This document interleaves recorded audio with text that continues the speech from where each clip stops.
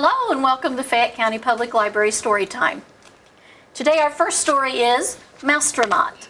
This is written by astronaut Mark Kelly and it's based on a true story. I think he's cute. Yeah. Yeah.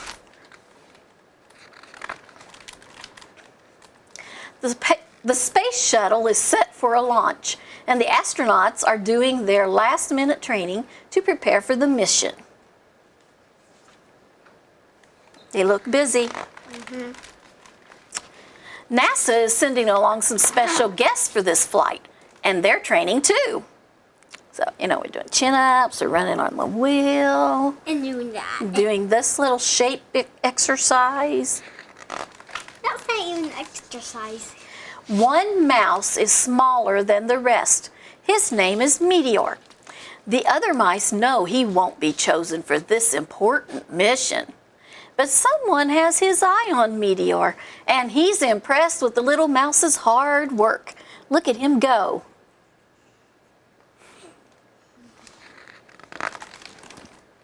The shuttle commander announces that 6 mice will be selected for the flight. He picks 5 of the biggest, strongest mice. But for the 6th spot, to everyone's surprise, he chooses Meteor. Oh. The little one. He made it.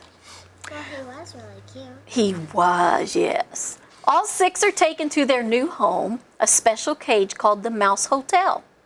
The other mice are nervous as the countdown begins. But not Meteor. Look at him. All right, we're going to do the countdown. 10, 9, 8, 7, 6, 5, 4, 3, 2, 1. Lift off. That's pretty weird. That's what they call it sometimes. Lift off. We're used to blast off. That's okay. Yeah. At first, the mice are pressed flat against their cages by the power of the launch. But then the pressure goes away. The other mice cling to their cage in terror. But not Meteor. He loves the feeling of weightlessness. Them are scared. Yeah, he's just floating and he just loves it. I will tell you, this is the part of the story that's true. The little mouse loved being able to just float around. Yeah. Hey, little guy, the commander says, you're a natural, a real live Astronaut. Astronaut. Meteor is taken from his cage and gets a tour of the shuttle. He can even see the Earth way off in the distance. There he is looking out the window. It looks really tiny. He's really spacey. It looks really tiny. The astronauts are all very busy during the 14-day flight.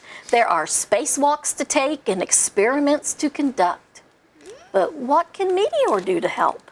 Watch out for aliens. That's a good idea.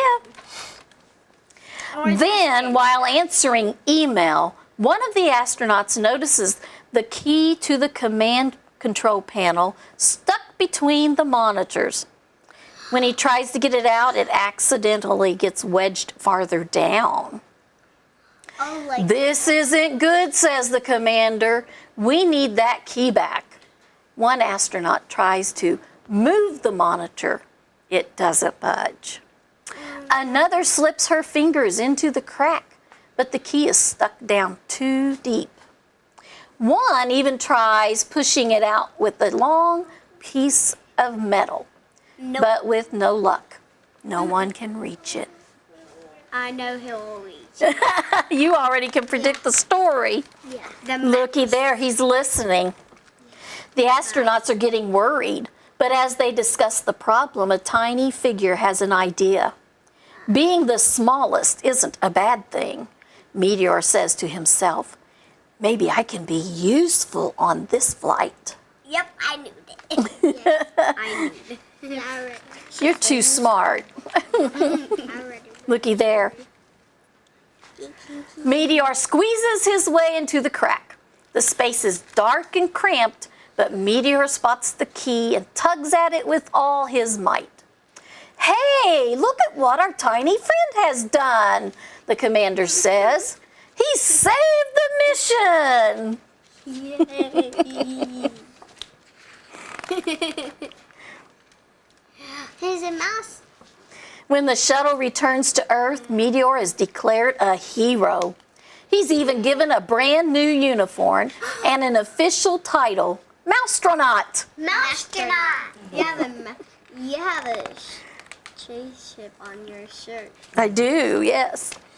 All the astronauts cheer and applaud, but Meteor is already thinking about his next big mission. That's the same one on the front. He's so cute. I don't like mice, but he's really cute. That's the same picture on the front. Uh-huh, yep. And that's the end of that story. I think that's a cute story. You had a rat named Peanut Butter? All right, Miss Lisa. We have ourselves a person that doesn't have any clothes on except for his long underwear. So I hope you are watching the book because we're going to dress this guy like an astronaut. Oh. Okay? So can you girls think of something that astronauts have to wear as part of their spacesuit outfit that we can put on him? What do you think, Elena? A helmet. A helmet, okay? Let's see if in my bag of goodies we have a helmet. I think we do. She found one. All right. What do you think, Letty? A shirt. A shirt? Okay, so like the top body part that's all really like pressurized so that they don't feel all the gravity and stuff out there, or no gravity out in space, right? So let's put this right here. You're right, he does need to have this upper body part. What do you think? Pants. Pants? Do they need to have some specialized pressurized pants that they can be able to jump around out in space with? All right, look at these pants. That is a good set of astronaut pants, don't you think? Okay. Shoes. Shoes. Okay, are shoes important? Yeah. Can they go barefoot up in space? No. All right, so we're going to have these specialized space boots. Yeah. Now, in a real astronaut suit, all of this stuff is connected. Okay, because you can't have any air and stuff leaking in there, right? Yeah. All right, well, he's still missing some things. What's gloves? Yeah. His hands need to be protected, right? I even can't see Okay. the arm over here. So we have some gloves here, which have part of his arms too, to make it look right. All right, I gotta find the spot where it hooks. You can't find it. All right, there's that spot. There's that. All right, is he done? Yeah. No, he's not. There's still some things missing. What? What else do you think he needs? A spaceship? A spaceship? Well, yeah, he would need something to fly out in space with, but that's not on his body. There's something else. There's two more things that's on his body. Do you see the fuzzy up here? What do you think would go up there? Okay. I'll have to show you. It's the communication device. Sometimes it would be inside the helmet, but for this activity, we put it outside. See his little microphone? Because he has to be able to talk to the people inside the spaceship, right? Now, there's another thing. What would these ropes on his belly be hooked to on his back? A backpack of what? What would be in his backpack? Food stuff. Not food. What would this be?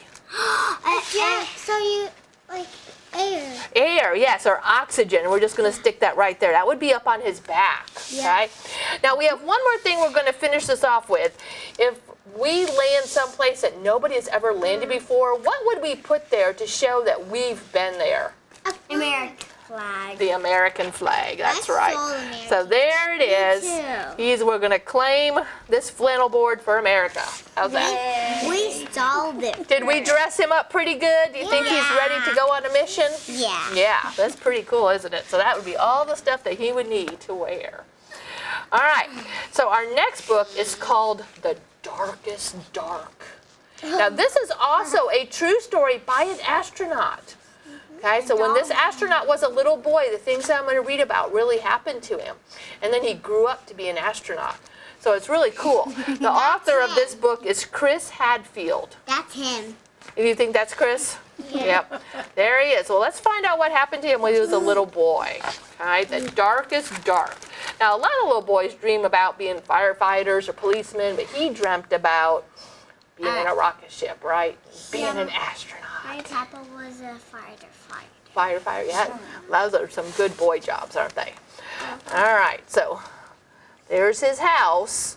He looks like does he live in the city or out in the forest? Out in the forest. Yeah, and it looks like there might be a lake or something here near him. Yeah. So if you're out in the forest and out in the woods, can you see the stars really good or not? No. Wait, yes. Out in the woods, you would see the stars a lot better than being in the city, right? Because there's not going to be any city lights to dim the lights. So, The cloud is rainbow.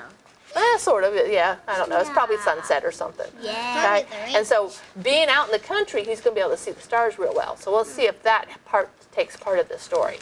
Oh, there he is. Chris was an astronaut, an important and very busy astronaut. When it was time to take a bath, he told his mother, "I would love to, but I'm saving the planet from aliens." Who's the alien? The dog. Yep. Yep. Now, if you notice the calendar, this is July of 1969. That was a very important year for space missions. Yeah. Okay, so there he is. He's chasing his alien. When it was time to get out of the bath or go to bed, he would tell his father politely, because astronauts are always polite, "Sorry, no can do. I'm on my way to Mars." So he's pretending his bathtub is his spaceship. Yeah. An astronaut's work is never done. And so astronauts do not like to sleep. He stayed up all night. Yeah, so he's got his light on. It's dark outside. Look at all the stuff he's trying to do to keep himself awake. Really? Uh-oh. Even another monster. Let's just wait and see. But their parents do like to sleep, right? Parents like to sleep. "You're a big boy now," said Chris's father. "You have to sleep in your own bed." Look, he finally fell asleep in Mom and Dad's bed. Yeah. But if you sleep with your parents, do your parents ever really get some sleep? No. Probably not. They're looking at the clock. It's 2 a.m. I barely sleep in my mom and dad's bed. I skip. So Chris tried to go to sleep. He really, really did, but his room was dark, so very dark. Monsters. The kind of dark that attracts the worst kind of aliens. I know a bat. Yeah, And there's a big one right there's a lot of things that are making this little astronaut afraid, isn't it? I'm about to fall off it. But his parents really meant it. Chris was going to sleep in his own bed, and he was going to do it tonight, they said. Why are they looking at the underwear? Well, his mom and dad checked under his bed and in his closet and even his underwear drawer. Why? They declared the room 100% alien-free. When it's dark, they come. No aliens in the room. I think him just dreams about it. You think? Yeah. They tucked Chris in and they turned on the nightlight, which is the moon, yep. They even gave him a special bell to ring if he got nervous. Okay, now look, here's the newspaper from that day. There's astronauts that are going to the moon. Oh, there's a little alien on the bell. So as soon as his parents left, what happened? He got the bell. Cling, cling, cling, clang, clang, clang, cling, cling, cling. So his parents had to take the bell away. Why? Well, they didn't want to keep waking up with that bell, right? He needs to go to sleep. Close your eyes, little boy, right? Then his father said something that worried Chris even more than the dark did. "One more peep from you, young man, and I'm afraid you are going to be too tired to go next door tomorrow." But tomorrow was a very special day. Very special day indeed. Chris had to go next door. His life pretty much depended on it. He really wanted to go do something tomorrow, didn't he? And so Chris stayed in his own bed that night, and without a peep. It took him a long time to fall asleep, but when he did, he had his favorite dream. Of being an astronaut. The doggy's weird. He flew his spaceship all the way to the moon. I'm nude. See, look, he's got his helmet and his gloves and his pants and his boots. I'm smart. See, and he put his flag up, says Chris and Albert. Albert must be his puppy. Because it says Albert. The next day seemed to last forever, but finally when the moon was shining over the lake and the summer wind was ruffling in the leaves of the trees, Chris got to go next door. So excited. Family dinner? The house was already filled with people, all gathered around the television. It was the only television on the whole island. The area where he lived was an island, and this is the only people that had TV. Gotta remember, this is 1969. Not a lot of people had it. That was a long time. So they're going to go watch TV. This was very special for Chris. He found a spot where he could see through all the people, and what he saw were astronauts, real live astronauts on the actual faraway moon. They were wearing puffy white spacesuits, weren't they? And jumping for joy, jumping so high because there was so much less gravity there. They were having it, and there's the flag they put on the moon. It's still there today. The grown-ups all huddled around the television. They were all amazed. Their whole lives, they had longed to see this sight. Even Chris, who had been to the moon just the night before in his dream, right, was truly amazed. He had never really noticed how dark it was out in space. Yeah. Really dark. Outer space is the darkest dark ever. Yeah, because it's not close to the sun. And so look, after they watched television, they went out to their dock. Look at all the stars. And there's the moon, and there were people on the moon. They were sitting there watching. You couldn't see them, could you? Because they were so far away. That night, Chris did a little experiment. He turned off all the lights in his room, even his nightlight. It was still very dark. Very, very dark. I see a lot of monsters. There were still shadows that looked like aliens, but nothing had changed. But Chris, he had changed, didn't he? He wasn't afraid anymore. He had seen the darkness of the universe, and it was so much bigger and deeper than the darkness of his room, and so he wasn't afraid anymore. He wanted to explore every corner of the night sky. For the first time, Chris could see the power and mystery and the velvety black beauty of the darkness. Yeah. Oh, no. Yeah. Dark, dark night is beautiful when you can see all the stars. Yeah. And he realized you're never really alone, because your dreams are always with you, just waiting. Big dreams, the dreams that you want to be. A duck? Wonderful dreams about what your life will be. Yeah, I'm not sure about that flying duck, but dreams that can actually come true. That's out in This is the International Space Station, yeah, and that's Chris, because that's what he actually did for a real job, was go up there. So here's some pictures about his life as a little boy, and here's some real pictures of him going up to the International Space Station where he got to work. And that's when he was a real boy. Yeah, that was when he got to build his own little spaceship. So we've heard 2 stories so far from real live astronauts. I think that's really pretty cool. Huh? Another one, I can't see them. Yep, we do have one more coming up, don't we? But this is not, oops, wrong book. This is not about a real astronaut. This is a make-believe story, okay? But I don't know which one's my favorite. I have a hard time picking it out today. But this one is really fun. Now, to be able to enjoy this story the most, you have to watch the pictures real close. And we call them illustrations in a book. But that means the pictures in the book, okay? So this is Life on Mars by John Agee. I can see the ones. And it is going to be fun. I like this story.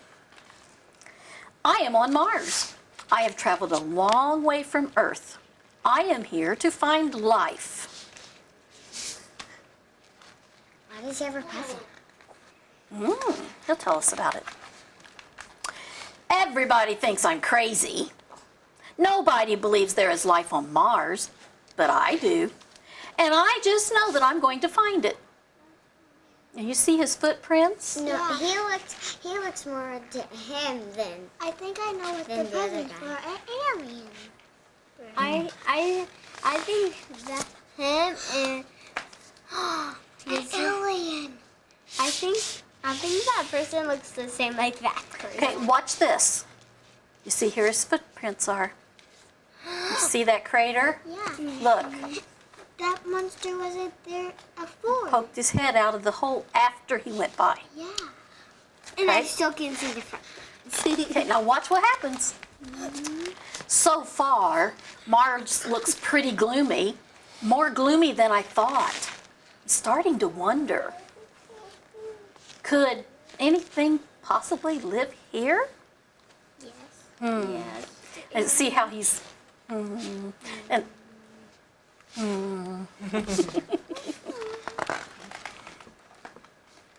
it's both like dark. It's cold. I've brought this gift of chocolate cupcakes. I don't think I'll find anybody to eat them. I don't see any more footprints anymore. Yeah. Yes, I can. Oh, There they are. Wow. I was wrong.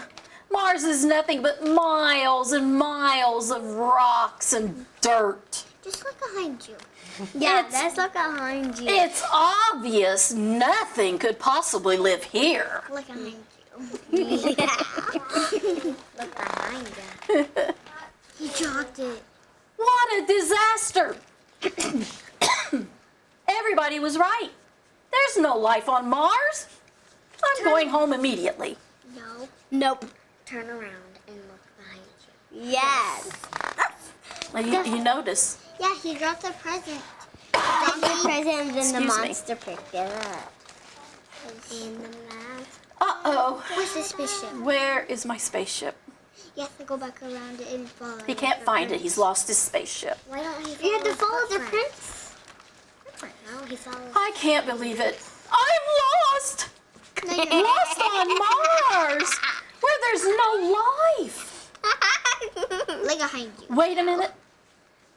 What's that? Look behind you. That's a No way! It's life! It's on Mars and it's alive! yeah. What an amazing discovery! I can't wait to get back to Earth and show everybody what I found. That's a pretty flower. Yes, it is golden. Excuse me. Someone's trophy.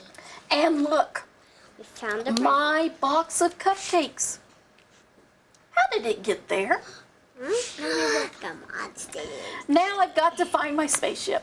Follow your. I bet I'll get a good view from the top of that mountain. It's not a mountain. It's the alien. Aha! There it is. He has to walk open. He's on the butt. He's on I the butt. love it. I love this book. He's on the butt of the alien. See, look at all these footprints. The monsters are like. He's mad. Okay, listen. What an adventure. I always believed there was life on Mars, Yeah. and I was right. Yeah, There it what is. did you do? It's one more thing. He's mad. He's Yeah, it's like he says, I always believed there's life on Mars, and I found it. What about this guy? Yeah, it's one more thing. Oh, so he's going to go back home. I think I deserve a treat. Yeah. Oh, damn it. After I did all that, I just think I deserve a treat. No, you don't. Why? The monster ate all of it. That's pretty good. Now, my question is, what do you think he's thinking? There was an alien. I think he's thinking about alien, like, ate it. Yeah, he was like, But he didn't see any other life. And the flower surely didn't eat his cupcake. No. Yeah. How? Because Do you know what I think he's thinking? what? What did I miss? Yeah. That's what I Something ate my cupcake. What did I miss? You missed the alien. He really did. He really messed up, didn't he? But I think, what was your favorite part of this book? That part. There's when he first gets there. I think I like when he gets I like that part. You like that part when he first comes out of there? I like the last part because the monster eated it and him thought it. Yeah, at the very end. You like the very end? Yeah, I did too.